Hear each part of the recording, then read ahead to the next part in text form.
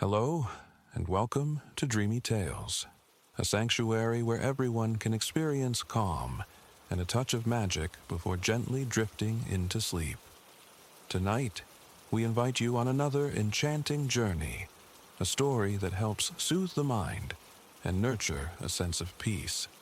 Before we begin, let's take a moment to prepare our bodies and minds for a comforting, restorative rest.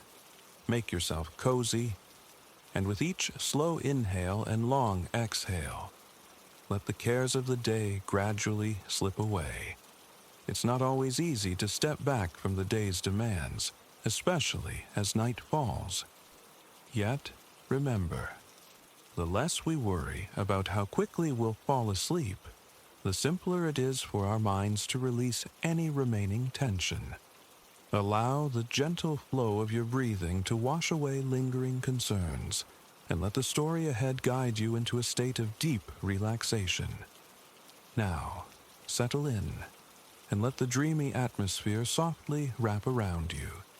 Enjoy this story, and may you drift into a peaceful, restful slumber here on Dreamy Tales.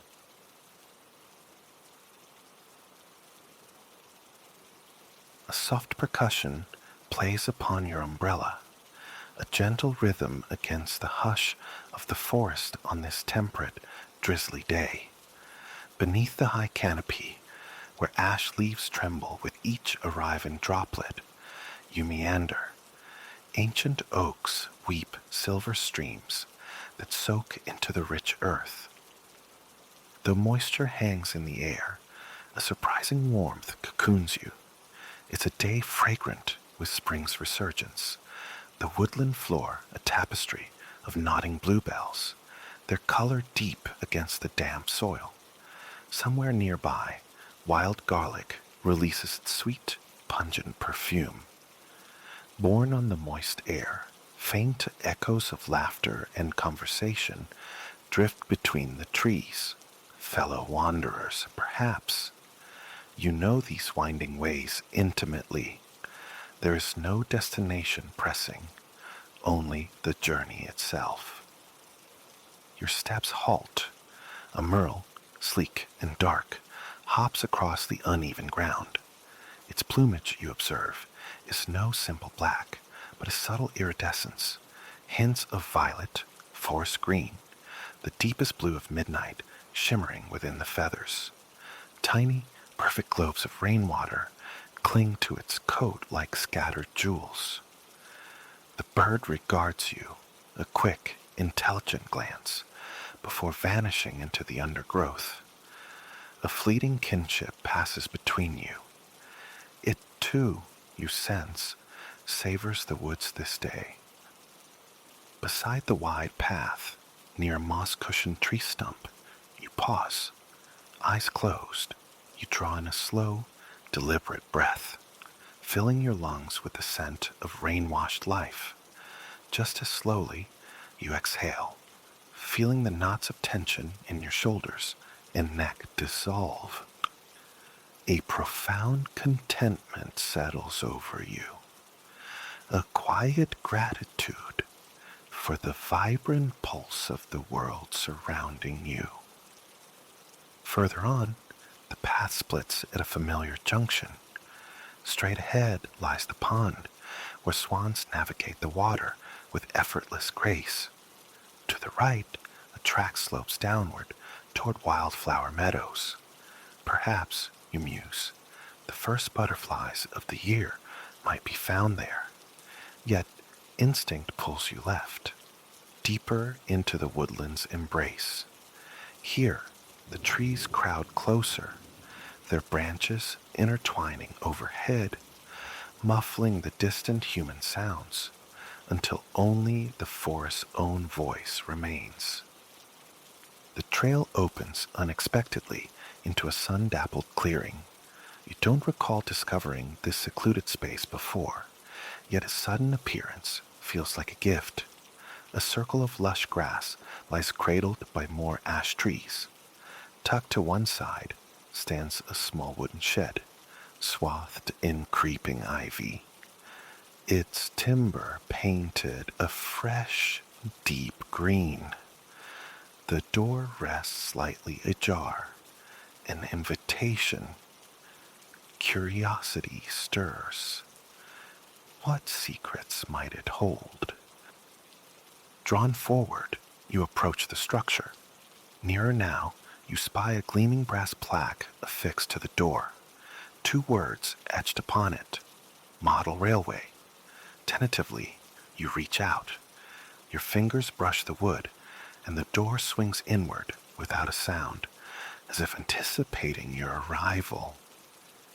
This, you begin to suspect, is no ordinary miniature world.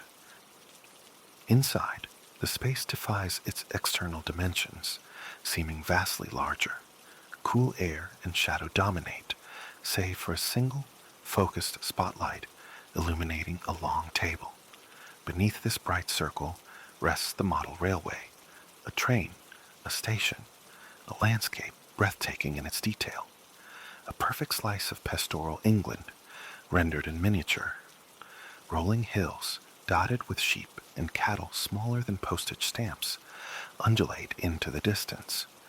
Along a narrow lane, a row of thatched cottages stand sentinel. Minuscule washing lines strung between them. At the tiny station, a steam engine of deep azure waits, coupled to 2 coaches. Opposite, a miniature watermill beside its still pond exudes tranquility. You lean closer, absorbing the scene. In the village square, a church with a sturdy tower overlooks a green where ducks shepherd their impossibly small, fluffy ducklings. Nearby, a greengrocer receives a delivery of bright red tomatoes. A milk float stands patiently down the lane.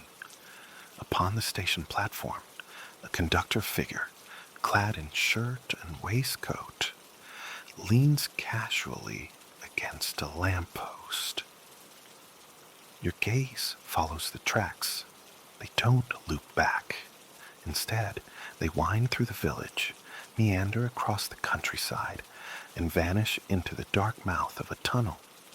Where could such a mysterious passage lead? Then something else catches your eye. Nestled into the edge of the table, a coin slot. The key, surely, to animating this silent world. But pockets, you feel certain, are empty. Still, you check. Fingers delve into the fabric, brushing against a cool, round metal object lodged in the very bottom seam. Strange, you don't remember it. Turning the coin over in your palm, your thumb traces its milled edge, feeling the history in its tiny nicks and scuffs. The spotlight catches the metal, sending a delightful shiver down your spine. With a sense of quiet ceremony, you slide the coin into the slot.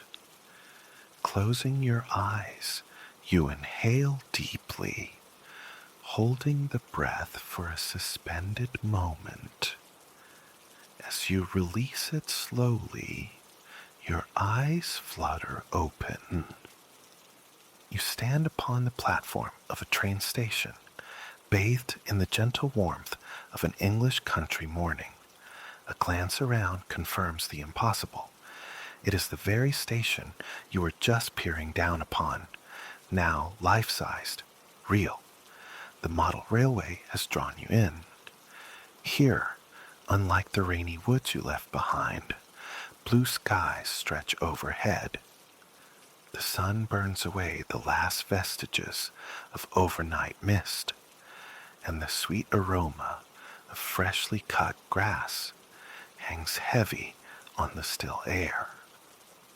A few steps take you away from the red brick station building, out from the shade and into the welcoming sunlight upon your face. Down the platform, A conductor stands, a woman this time, smart in her shirt and waistcoat, a broad smile gracing her features. She offers a friendly wave. Two sharp, cheerful whistles cut through the air from the engine, an invitation, clearly. If you wish to discover this magical train's destination, boarding is advised. You pull open the wooden carriage door and step inside, sinking into a plush red velvet seat within your compartment. Just as you settle, another whistle sounds, sharp and clear. Puffs of white steam drift past the window. Peering out, you glimpse a heron landing with stately grace beside the mill pond. Even as you watch, a gentle lurch signifies departure. The train begins to glide smoothly away from the station, the mill and its quiet waters receding from view. Beyond the mill lie fields transformed into a vast orchard. Row upon row of short, sturdy apple trees stretch toward the horizon, their branches thick with delicate blossoms, a sea of pink and white. You are undeniably far from the ivy-clad shed in the woods now. Over the coming summer, you picture these petals drifting down like snow, replaced by the first green nubs of fruit, swelling day by day, rounder, brighter, juicier. In autumn, these fields will bustle with pickers, gathering plump green bramleys and speckled royal galas. But for now, the only sounds are the melodic calls of thrushes and merles, woven through the steady, rhythmic click-clack of the steam engine on the rails. The carriage is warm, rocking with a gentle, soporific motion. The velvet pile feels soft against your arm. Your breathing deepens, slows, matching the train's cadence, your body swaying in time. Gradually, the trees thin. The grass in the passing fields becomes shorter, neater. Cattle and sheep graze with languid indifference beneath the expansive blue sky. Behind a low stone wall, a cricket pitch materializes, figures clad in white emerging onto the green to commence the day's play. The edge of the pitch slopes gently away, and beyond another wall, the grass yields to a pebble beach, bordering a wide, meandering river. Willow trees lean over the water, the very tips of their trailing branches kissing the slow-moving current. How long, you wonder, have these ancient trees stood sentinel as the water flows ceaselessly by, day after day, month after month, year after year? The steam engine's shuffling tempo eases as it follows the river's curve.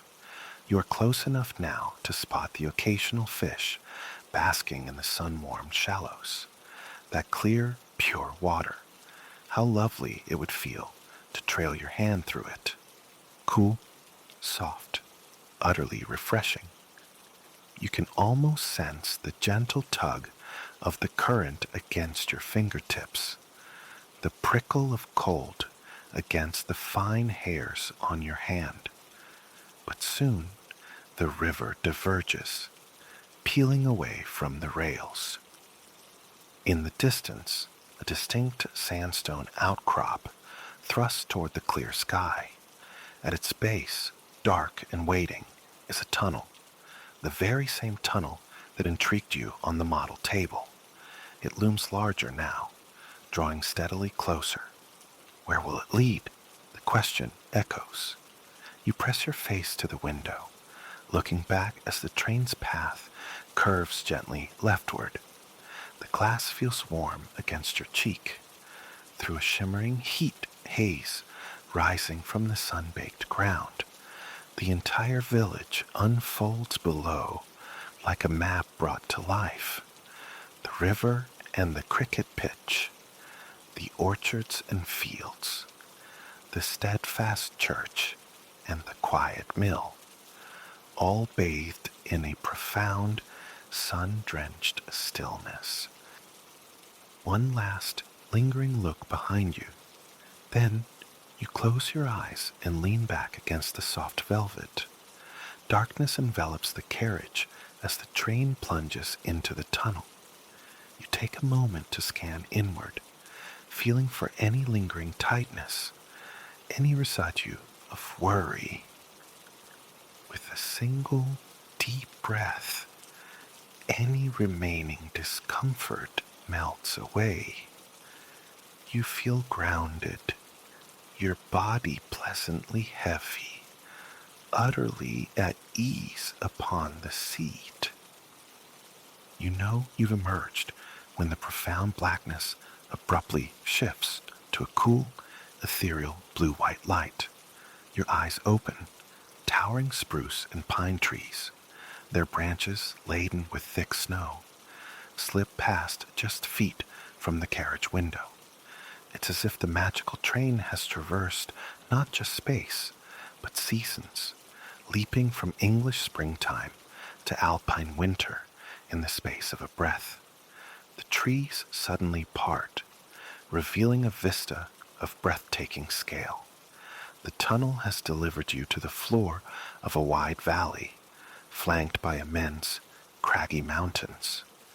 The snow covering the fields between the tracks and the steep slopes is pristine, deep, freshly fallen.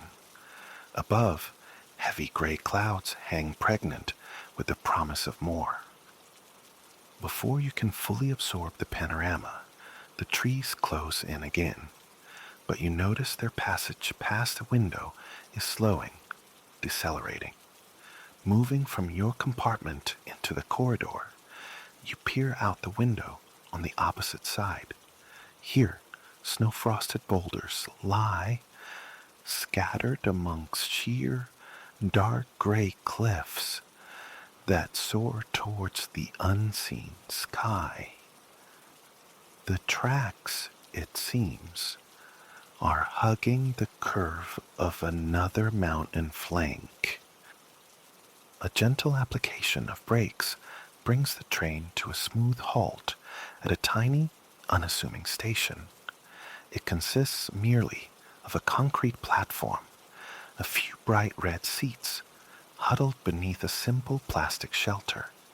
This very lack of structure affords an unobstructed view back down the magnificent valley.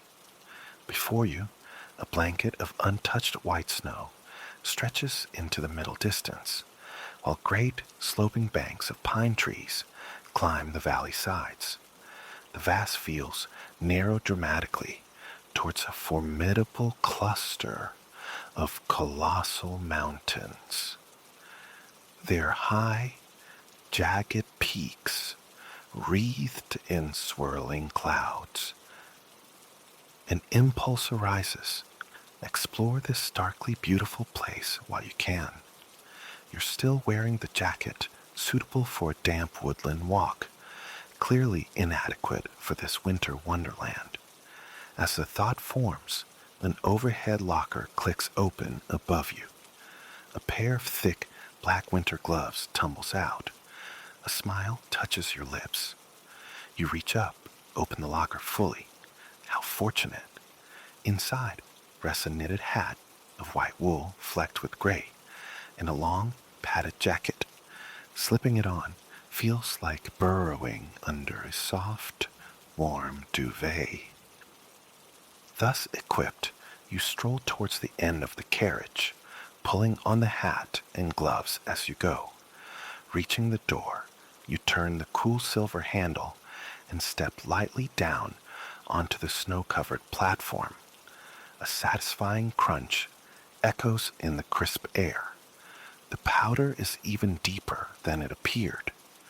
A slight breeze stirs, sending the topmost layer of fine snow swirling in delicate spirals around your ankles.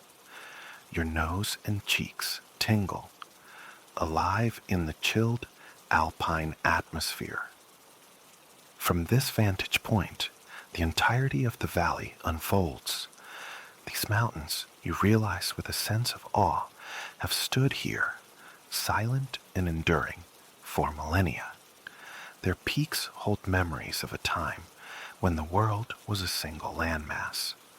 They have witnessed countless sunrises and sunsets, and will continue their stoic vigil for ages yet to come. Their immense ridges and spines were sculpted slowly, patiently, by the tireless hands of wind, water, and time.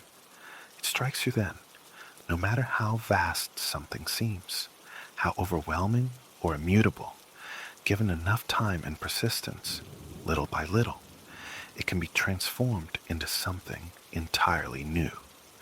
You stand for a moment, letting a wave of profound gratitude for this majestic scene wash over you. Magical though the view is, the warmth of the carriage beckons. Retracing your crunching steps, you climb back aboard. Moments later, the train begins to move once more. The dense forest closes in again outside the window as you remove the hat, gloves, and padded jacket, carefully stowing them back in the locker. Just as you click it shut, the train enters another tunnel, swallowing the winter world behind. A thrill of anticipation courses through you. Where next? Abruptly, the cool grays and whites dissolve into a hazy, sunlit blue. The deep, resonant sound of heaving, rolling surf fills the carriage. You are now trundling along a track laid precariously close to the edge of a vast ocean. Between the restless water and the low cliff hugging the rails lies a stretch of sandy beach.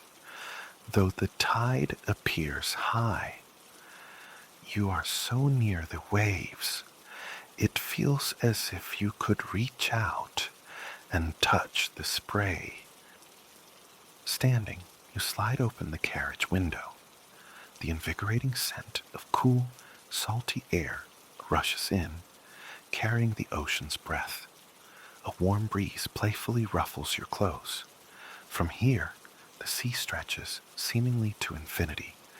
To your right, the sun hangs just above distant headlands that finger out into the blue expanse, its descending rays scattering like diamonds across the water just beyond the breaking waves. Your eye catches a gentle splash, then what looks like a small, light brown furry cap bobbing on the surface. Then another appears, and another. What could they be? Now the little shapes seem to be floating lazily on their backs. Recognition dawns. Sea otters. A truly fortunate sighting of these enchanting creatures. They revel, you recall reading, in diving through swaying kelp forests, searching for sustenance, capable of holding their breath for minutes as they twist and play in the cool, green depths. Nature has equipped them with special pouches in their chest fur for storing food gathered below. They drift contentedly on the surface, nibbling on shellfish and clams. They are social beings, too, looking out for one another. Groups often link paws while resting, swimming, or eating, forming living rafts to stay together. Sometimes, otter families even use strands of kelp, wrapping themselves loosely to prevent drifting apart on the currents. Out in the water, the otters float serenely, seemingly observing the slow passage of your train. You blink, and in that instant, they are gone, vanished back into the blue. Sinking back into your seat, a pleasant weight settles upon your eyelids. Perhaps, you think, it is time to return. As if in answer, the steam engine lets out a soft, short peep of its whistle, just as the train glides into the darkness of yet another tunnel. You allow your eyes to drift closed. When you open them again, the familiar orchards slide past the window. The air is cooler now, the sun hanging low in the sky, painting streaks of deep purple and soft pink across high, thin clouds. The unmistakable fragrance of springtime drifts through the open window. The day is gently drawing to its close. The rhythm of the wheels on the track slows, cadence by cadence, as a village, now imbued with a sense of homecoming, pulls into view. There stands a church, the mill, the trees still heavy with blossom. It feels barely half an hour since you were last here, yet as you step down from the train onto the platform, you sense the satisfying conclusion of a long, full day. As the sun's final sliver dips below the horizon, you close your eyes once more, taking a long, slow breath in, and then, just as slowly, letting it out. Opening your eyes, you find yourself standing back in the small, ivy-clad shed discovered in the woods. Below you, petite and perfect as ever, rests the magical model railway. The shed door swings open on its own accord. Outside, the rain has passed. The sun, low but persistent, manages to cast weak rays over the tops of the trees. You can't have been gone long, you realize. The grass beneath your feet is still slick and wet. It is time, truly, to head home. Leaving the shed behind, you walk slowly across the damp grass towards the path you followed this morning. The faint sounds of distant voices and laughter drift back to you from deeper in the woods, punctuated by the occasional call of a swan from the direction of the pond. As you reach the edge of the trees, you steal a glance back towards the clearing. To your surprise, there's nothing there. No shed, no ivy, no freshly painted green door. In fact, there is no sign that anything ever stood there at all. Where the building had been moments before, there is only grass, standing tall and glossy, glistening with the remnants of the morning's rain. A quiet smile touches your lips as you turn and walk deeper into the trees. Perhaps, one day, you will wander this way again and rediscover that hidden clearing, that magical model railway.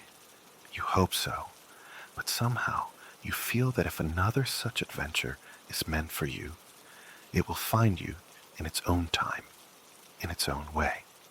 A merle darts across the path ahead, a twig held firmly in its beak, patches of sunlight breaking through the leafy canopy above, dappled the woodland floor in shining pools of light, illuminating the lingering dampness. With one final, deep breath drawn in and slowly released, you turn towards the familiar comfort of home. Consciousness drifted back slowly to Alara, heralded by the gentle percussion of rain against the window pane, a profoundly soothing sound.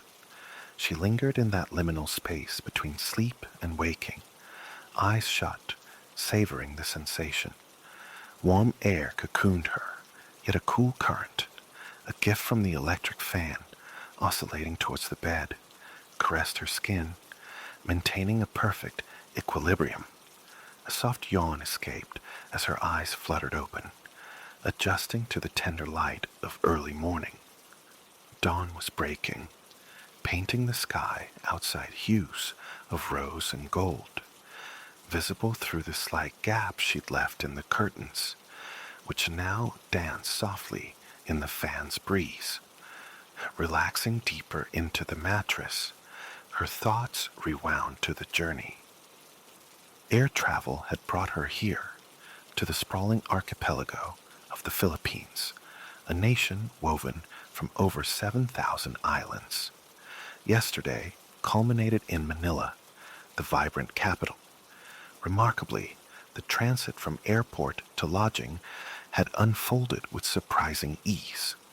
Instructions from her prearranged driver, Mang Ben, had been clear. Proceed to waiting area number 5.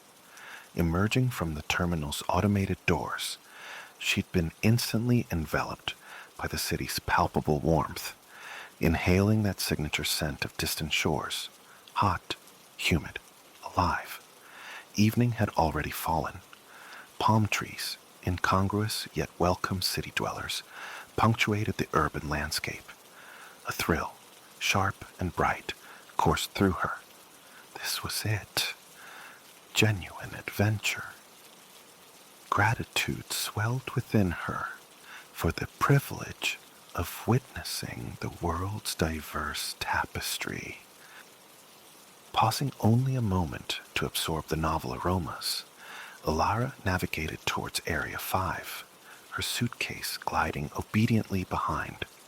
The concourse hummed with transient life, families locked in joyful reunion, tourists squinting at phone screens, seeking elusive signals, drivers of taxis and tricycles scanning the crowd for fares. There he was, Mang Ben, holding a simple card bearing her name. His greeting was effusive, a warm portal into Filipino hospitality. He relieved her of the suitcase, stowing it in the car's boot before ushering her inside. She opted for the passenger seat. As they merged into the flow of traffic, leaving the airport complex, conversation bloomed, touching upon the myriad sights she hoped to encounter across the islands.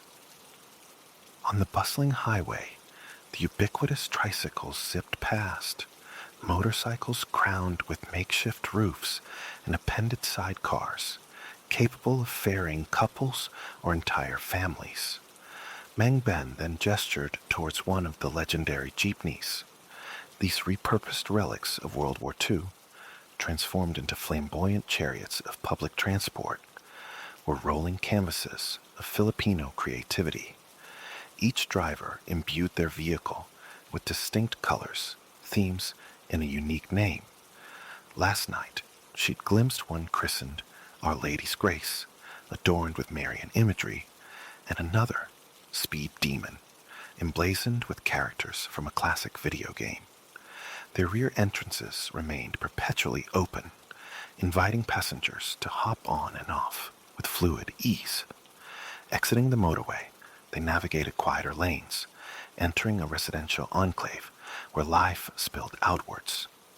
Plants and trees erupted from every conceivable niche, rows of potted flora flanking blossoming trees.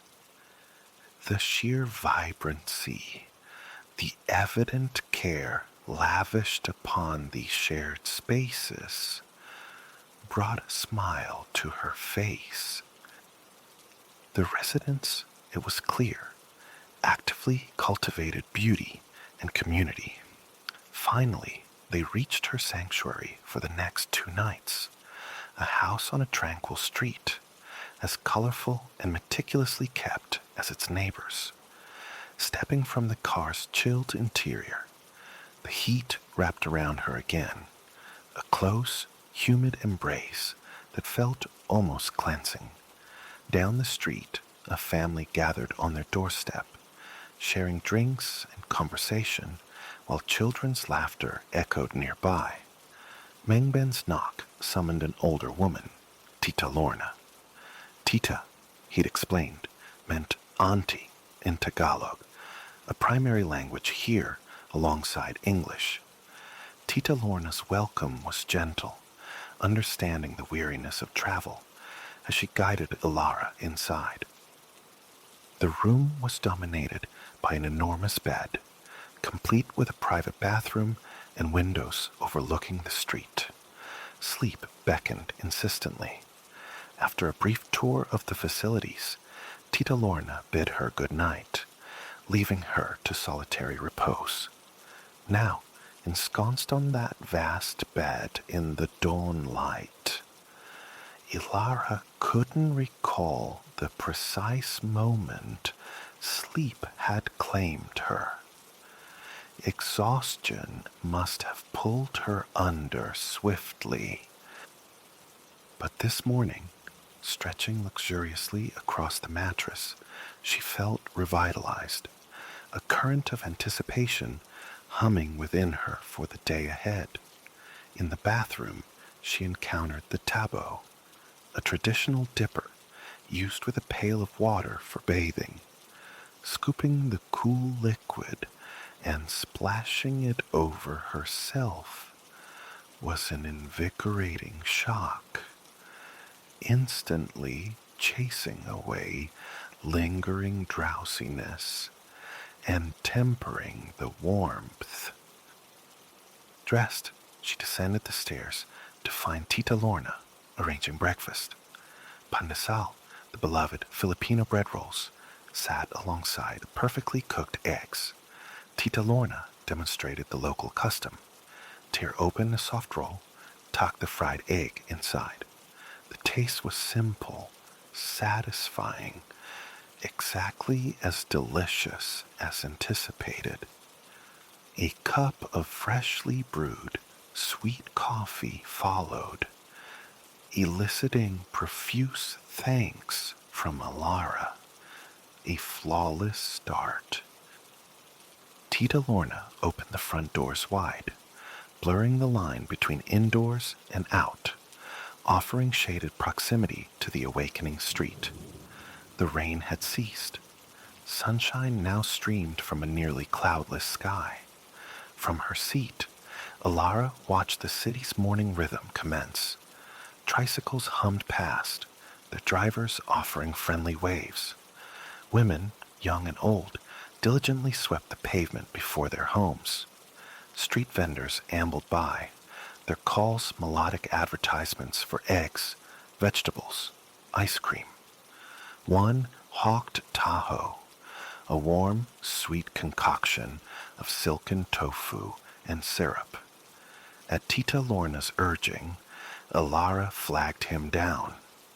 For 8 pesos, he ladled the warm mixture into a small cup. His expectant gaze watched as she took a tentative sip. The silken tofu slid down effortlessly, a delicate sweetness unlike anything she'd tasted. Delicious. She thanked the vendor, whose face broke into a pleased grin. He continued his journey down the street, his cry of Tahoe echoing through the neighborhood. Breakfast concluded, Ilara decided a walk was in order, an exploration of Manila on foot. Tita Lorna waved her off, and she set out, following the general direction of the Tahoe vendor. Along the way, residents paused their routines to offer greetings, inquiring about her origins and generously suggesting local highlights: the world's oldest Chinatown, a nearby vintage market, numerous stunning churches. Taking a jeepney to one of the major museums sounded like an excellent plan. Kind directions pointed her towards the correct jeepney stop. Soon, a brightly decorated vehicle approached, the museum's name displayed on a card in the windscreen. She extended her hand. The driver pulled over. Climbing through the open back, she found the passengers readily shifting along the parallel benches to make room. Counting out the fare, she passed the coins to the person beside her, watching as the payment traveled hand to hand towards the driver at the front. The jeepney rattled through streets teeming with markets, shops, stalls, and ceaseless human activity, a visual feast. The journey felt surprisingly brief. Abruptly, they stopped directly before the museum, and she disembarked. The building loomed, vast and white, its grand entrance flanked by imposing columns. Stepping inside was like entering a cool, hushed sanctuary. Various sections beckoned, but today she chose the Museum of Fine Arts. Its scale was immense, housing some 30 galleries filled with works by 19th century Filipino masters, alongside contemporary painters, sculptors, and printmakers. Here resided art of breathtaking beauty. She paused before one canvas, utterly captivated, absorbing the colors, the narrative woven in paint. It was a large-scale piece, dense with detail, depicting vignettes of life in the Philippine provinces, families, labors, animals, festivities, sports. The style, she mused, bore resemblance to Cubism. Predominantly, blues and greens dominated, punctuated by vibrant splashes of red. It was rich, alive, revealing more intricacies the longer she gazed. Hours could dissolve before this single painting. Without conscious awareness, the entire day had slipped away within the museum's expansive halls, immersing her in a profound depth of culture and history. It felt almost like traversing the entire country from within these walls, though nothing could truly replace the sensory immediacy of experiencing the landscapes, sounds, smells, and most importantly, the people firsthand. Making her way towards the exit, she offered thanks to the gallery staff. Emerging into the daylight, she noticed the air had cooled, the sun hanging lower in the sky. The city was beginning to exhale, winding down. A short walk to a coffee shop seemed appealing, a place to sit and observe the evening traffic. A small establishment nearby offered an outdoor table. No sooner had she settled than a menu appeared, listing coffees sourced from various provinces. She selected one from Palawan, her next destination. When the waiter returned with the steaming, fragrant cup, she inquired about the tricycles. He affirmed that a ride was an essential Manila experience, but cautioned that their range was limited. She might need to be dropped near her destination and walk the final stretch. That sounded perfectly manageable. For now, contentment settled over her. The evening air was balmy, each passing moment offering a fresh spectacle.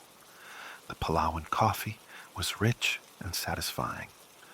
The waiter had also brought a small plate of hopia, petite, sweet pastries filled with bean paste, his personal favorite snack. They paired exquisitely with the coffee. She thanked him warmly, shaking his hand before departing. He waved her off with wishes for a wonderful remainder of her trip. Strolling down the street, she soon spotted an approaching tricycle. Waving, she brought it to a halt. The driver listened to Tita Lorna's address, nodded, and confirmed he could drop her just around the corner. He offered a choice, the sidecar or the seat behind him on the motorcycle. Ilara chose the sidecar, a compact, open-sided capsule with a single seat. Then they were off, zipping through the streets. A delightful breeze streamed through the open sidecar. The tricycle proved nimbler than the jeepney, adeptly navigating tighter spaces and smaller roads. Gradually, the surroundings grew familiar. She recognized she was nearing her temporary home. She recalled passing a distinctive, large white house on the corner the previous night, its windows adorned with curved metal railings overflowing with plants. There it was now. The driver pulled curbside. She carefully extricated herself, mindful of the low roof. He checked she knew her way before buzzing off into the twilight. Birds began their vespers as she turned down the street marked by the White House. People seated outside their homes offered evening greetings. She recognized some faces from the morning, the helpful souls who had offered sightseeing advice and jeepney directions. They inquired about her day. She recounted her enjoyment of the museum and her first taste of hopia. Their laughter mingled with hers as they playfully requested she bring some back next time. She laughed too, promising she would. Approaching Tita Lorna's house, the aroma of something delicious cooking wafted out to meet her. The front door stood open, inviting her in. A quick freshening up before dinner seemed prudent. Tita Lorna called a greeting from the kitchen.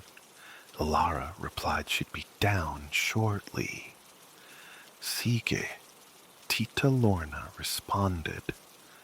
Go ahead, or sure. Standing before the basin, Alara ran the tap, letting the cool water flow over her hands. Lathering the soap between her palms, she worked up a froth before rinsing thoroughly. Leaning over, she splashed her face, the coolness an instant revival, a welcome sensation on her skin. Reaching for a soft towel hanging nearby, she gently patted her face dry. Much better.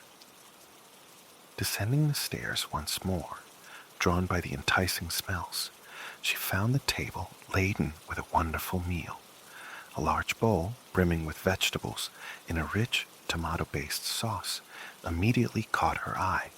Pinakbet, a popular dish, served alongside fluffy white rice. Tita Lorna emerged from the kitchen bearing the rice bowl.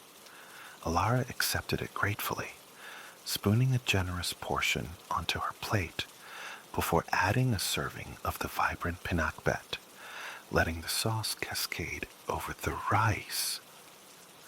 Her mouth watered in anticipation. Politely waiting for Tita Lorna to serve herself, they began the meal together. Loading her spoon with rice, sauce, and tender vegetables, Alara took the first bite. Perfection. The vegetables retained their integrity despite their softness. The rice was light and airy. She recounted her day, vividly describing the painting that had resonated so deeply at the gallery. Tita Lorna nodded knowingly, identifying the artist as her own favorite, Elias Reyes. When asked her impression of Manila, Alara responded honestly. It was one of the most uniquely captivating places she had ever visited. Her host beamed, genuinely pleased. It mattered to her that visitors appreciated her country. Manila had always been her home, she shared, though she'd spent time in Aurora province, visiting family. She spoke of her 2 children, also Manila residents, and 3 grandchildren. Her husband, she explained, had spent his entire career as a captain on cargo ships. Rising, she retrieved a photograph. A man in uniform, his face kind, saluting the camera. Tita Lorna spoke of him with deep affection and evident pride. Before retirement, he would be away for 9 months at a stretch. The long separations were initially difficult, she admitted, but became their norm. His homecomings were filled with tales of global voyages, always accompanied by gifts for her and the children. Currently, he was visiting friends in Aurora. Otherwise, he would be here. A shame you missed him this time, Tita Lorna lamented. He is great fun. Next visit, you must meet him. Have dinner with us both. Smiling, Ilara promised she would. A profound sense of safety enveloped her here with Tita Lorna, whose natural warmth made her feel instantly welcome, cared for. It felt as though their acquaintance spanned years, not merely a day. Tita Lorna then shared photos of her children and grandchildren, proudly detailing their accomplishments. A wonderful grandmother, clearly. Ilara remarked that her family was fortunate indeed. Soon, Ilara's eyelids grew heavy. Tita Lorna gently suggested bedtime, reminding her of the long journey awaiting her tomorrow. Travel to Palawan, the large island province famed for its staggering beauty, a prospect Ilara eagerly anticipated. Upstairs, she opened her room door. Switching on the fan sent ripples across the bed sheets. Slipping beneath them, her head sank into the pillow. Eyes closed, she listened to the fan's rhythmic sweep, back and forth. The room temperature perfectly comfortable. Images conjured from travel brochures surfaced in her mind. Turquoise waters lapping white sands, fringed by swaying palms. These mingled with memories of the perfect day just spent in Manila, conversations with locals, discoveries of art and culture, navigating the city by jeepney and tricycle, savoring delicious, unfamiliar foods impossible to experience elsewhere. As sleep began to claim her, visions of sparkling oceans and clear azure skies filled her thoughts. A mental arrival in Palawan preceding the physical journey. Gradually, she sank into a peaceful well of slumber and dreams, bathed in the warmth of imagined sunshine.